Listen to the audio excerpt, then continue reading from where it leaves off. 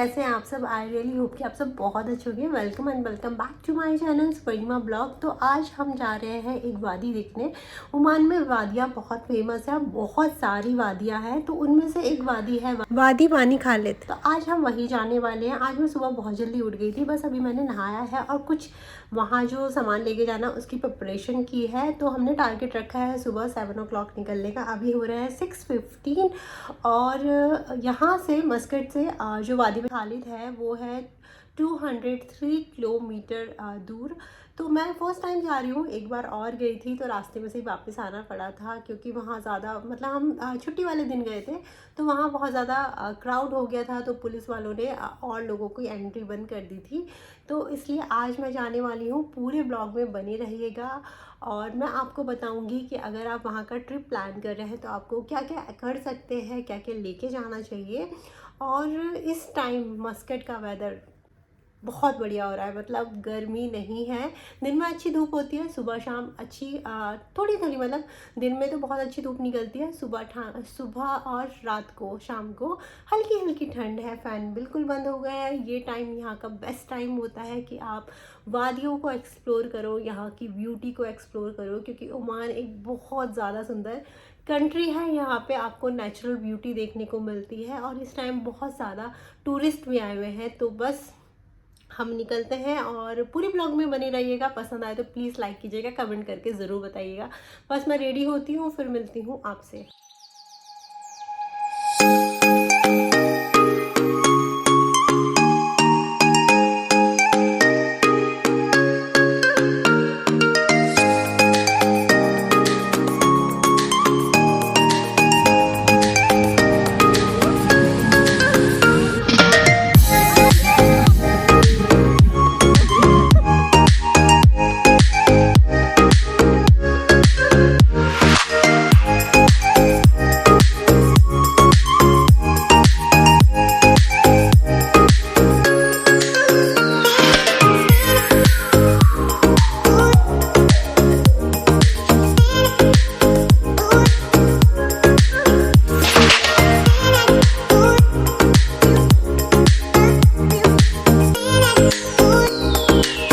Finally हम पहुंच गए हैं वादी बानी खालिद और बीच में हम ब्रेकफास्ट के लिए रुके थे और हम अपने फ्रेंड्स के साथ आए हैं। रोड बहुत बढ़िया है, कोई प्रॉब्लम नहीं है, बहुत फर्स्ट क्लास रोड है।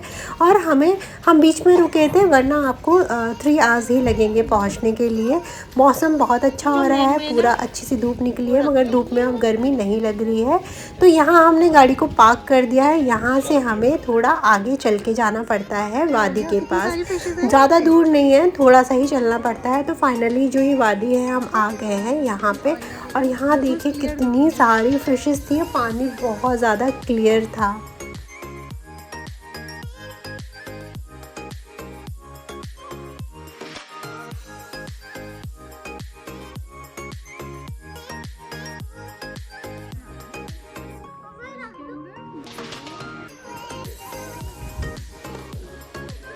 कौन आ गया?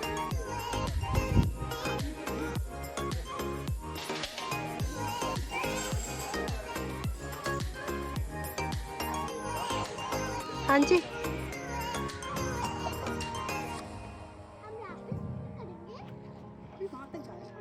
हाँ वो आगे केव्स है ना भाभी।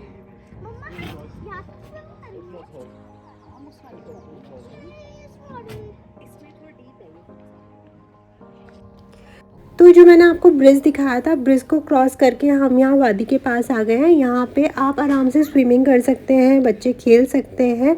ये जो मेरे पीछे वाली वादी है ये इतनी डीप नहीं है, साइडों में मतलब किनारों पे ज़्यादा डीप नहीं है, तो बच्चे भी खेल सकते हैं, मगर अपने साथ ही रखें। और जिन लोगों को स्विमिंग आती है ना उनके लिए तो बहुत बढ़िया है, क्योंकि काफ़ी लंबी वादी है ना, तो आप आराम से स्विमिंग कर सकते हैं। धूप इतनी अच्छी थी तो पानी इतना ठंडा नहीं लग रहा था। यहाँ पे रेस्टोरेंट भी है, तो आपको चेंजिंग रूम की प्रॉब्लम नहीं है कि अगर आप पानी में उतरे तो कैसे कपड़े चेंज करेंगे। आराम से आप कपड़े चेंज कर सकते हैं, जो लेडीज़ हैं जेंट्स दोनों कर सकते हैं। और यहाँ वॉशरूम भी है। यहाँ आपको रेस्टोरेंट में वेज नॉन वेज दोनों आपको बुफे मिल जाते हैं, टी कॉफ़ी सब कुछ मिल जाएगा। और जहाँ तक मैं आपको दिखा रही हूँ ना, यहाँ तक आपको ज़्यादा चलना नहीं पड़ता। तो आप बच्चों के साथ इस पॉइंट तक जहाँ पे मैं खड़ी थी वहाँ तक आप आराम से आ सकते हैं। तो यहाँ हमने खूब इंजॉय किया पानी में। मेरे हस्बैंड को तो बहुत अच्छी स्विमिंग आती है, तो उन्होंने काफ़ी देर तक स्विमिंग करी। पीहू ने भी काफ़ी मज़ा किया और इन लोगों को हमने कैप्चर कर लिया था। बाद में हम गए तो पानी में फ़ोन लेके नहीं गए थे, इसलिए हमारा कैप्चर नहीं हुआ।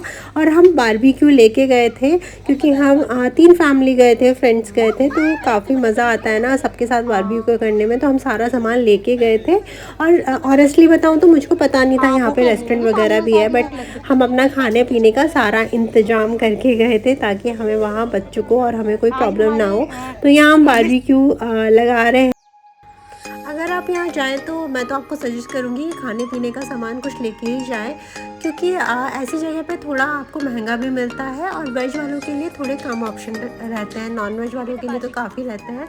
तो जो वेजिटेरियन है वो लेके जाएंगे तो ज़्यादा अच्छा होगा। बच्चों की टॉयज़ ले जाएँ, स्विमिंग का सारा सामान ले जाएँ तो बढ़िया है, आप पूरा दिन यहाँ इंजॉय कर सकते हैं।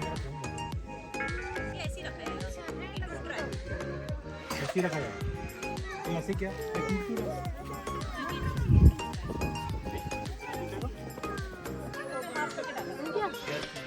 वेट वेट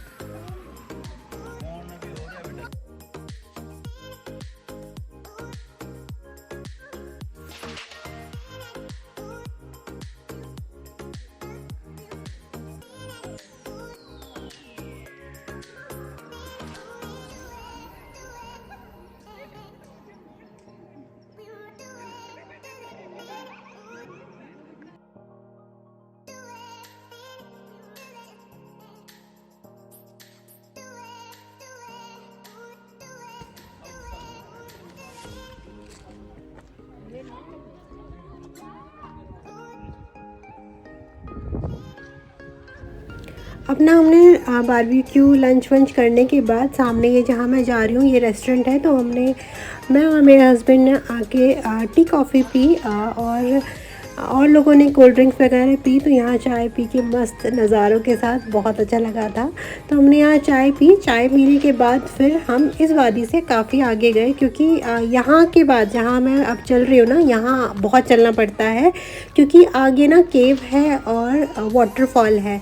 तो वहाँ तक के लिए थोड़ा चलना पड़ता है। छोटा बच्चा होगा तो शायद वो परेशान हो जाएगा, क्योंकि रास्ता भी ना बिल्कुल स्मूथ नहीं है। तो मतलब इस तरीके से पहाड़ी है तो स्लिपरी भी है कहीं कहीं। तो आप आगे जाएं तो बहुत आराम से जाएं।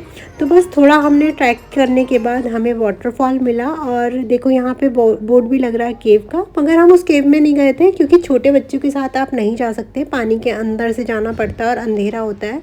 और आई थिंक 10 ईयर्स से छोटे बच्चों को वो अलाउड भी नहीं करते, तो इसलिए हम केव में नहीं गए थे, सिर्फ वाटरफॉल तक गए। तो चलिए मैं दिखाती हूँ आपको जो आगे वाटरफॉल है।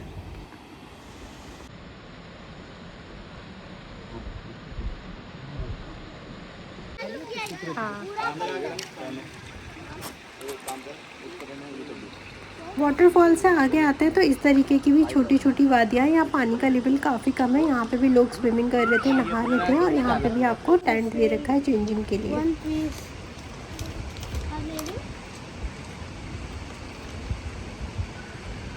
यहाँ पैसे डालो, बॉटल दो, कितनी ऑनेस्टी है देखो, मतलब लोगों को कितना ट्रस्ट है। सेम यहाँ टेंट था और बॉक्स था, पैसे डालो चेंज करो और चलो। कितनी ऑनेस्टी और मतलब लोगों को ट्रस्ट है, ये देख के मुझे बहुत अच्छा लगा। आगे कुछ नहीं था, केव हम गए नहीं थे। तो इस तरह पूरा दिन हमने वादी बानी खालिद में स्पेंड किया। और ओमान तो वैसे भी फेमस है वादियों के लिए, तो आपको एक बार ज़रूर जाना चाहिए और पूरे दिन आप इंजॉय कर सकते हो। बहुत सुंदर वादी है, मतलब कैमरा कितनी चीज़ों को ना जस्टिफाई नहीं कर सकता। तो आप सामने से देखेंगे तो आपको बहुत अच्छा लगेगा। तो बस इस व्लॉग के लिए इतना ही था। आई रियली होप कि आपको अच्छा लगा हो। बहुत जल्दी मिलेंगे एक और इंटरेस्टिंग वीडियो के साथ। तब तक आप अपना ख्याल रखिए, खुश रहिए, खुशियाँ बांटिए। Thanks for watching, take care, bye bye.